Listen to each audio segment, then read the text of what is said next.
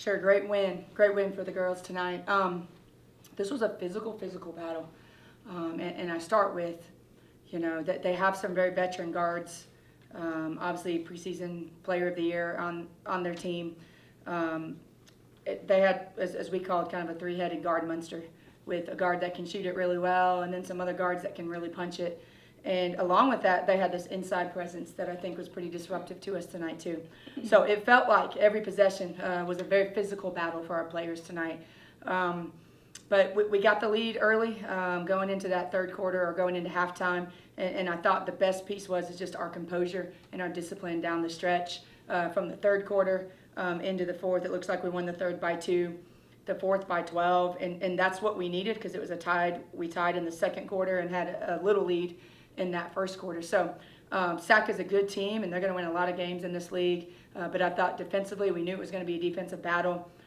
We really honed in to what they were doing. And I go back to just this maturity and discipline composure that we had in order to walk away with the win. We got to the free throw line quite a bit, too. So all those things, that made for us having success tonight on the court, and just really proud of the girls and the way they battled. Coach, I apologize. I came in before halftime, but I could see you guys had a lead. You did say it was a physical battle, and you guys had it was 26, 27 points before halftime.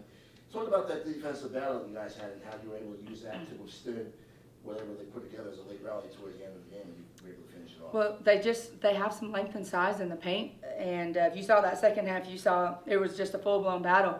As a matter of fact, they did an excellent job in moments boxing out our post players, driving us way far back. And so the physicality at which they played in the paint, I think it was disruptive to us, but we also had to, adjust to what was happening. I thought we did too. I thought Anaya had some great moments of finishing in the paint. In the second half, we were able to get into the paint a little bit more with our guards to finish some of our later shot clock possessions. So overall, it just felt like a very physical. They get up and they deny, they pressure. Of course, they were one of the top defensive teams in our league. So, that says it all. That first half, even the official was like, I've never seen so many baseline out of bounds, 5-second violations. And I know we had some on them, and we probably had a couple too. And so it just really felt like a defensive battle starting from first all the way to fourth quarter. You own the 33% shooting for the game, though, so I guess that entails what you're saying about defense pretty much. And you also kept them 20, they only shot 5 of 20 from beyond the arc. We talked about this the other night. The perimeter guarding has been fantastic the last couple of games. Yeah, and Ruby Gray, number 11, just made 6 threes the other night at Northern Arizona. So they made 11 just like we made 11 the other night against Portland State. And that was a little bit of the concern going in is, okay, if either one of these teams, which neither team really did, I don't think we made 4 and they made 5. If one of the teams shows up and makes the 11 like they did the other night, that was maybe going to be the difference maker. And so they have some very capable players, and we just did our best as we could to contest and make those shots tough.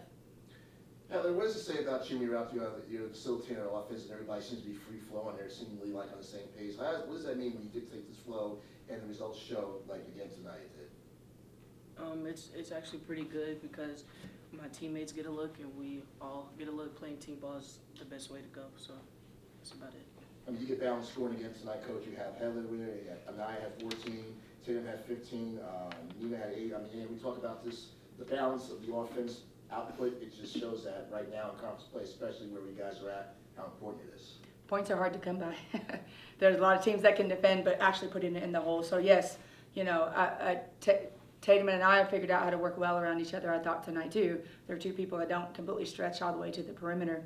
But they're just finding ways. And one of the things we talked about was at halftime we had 0, offensive rebounding points. And that we ended the game with 12. Now, I know they beat us. They had 16 second chance points. We had 12. But that was an area that, you're able to put more points on the board, chip away, maybe a tough possession because they are solid defensively, results in still 2 points because we make that extra effort when that ball goes in the air. You guys have a lot of momentum right now.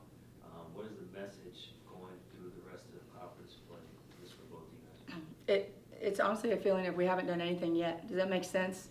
We're not even in the middle of this conference fight. So we played 6 conference games, and now we're going to go double up against Montana State, play them for a second time. So that's different, right? And then we have 3 NAU, Eastern, and Idaho after that. So I think composure and maturity on how we show up, 3 games in 5 days is a lot. So again, there's no rest for tomorrow. We're on a flight tomorrow, and we're flying to Bozeman. It's Montana State's bye week. They had 1 game this week. We had 2.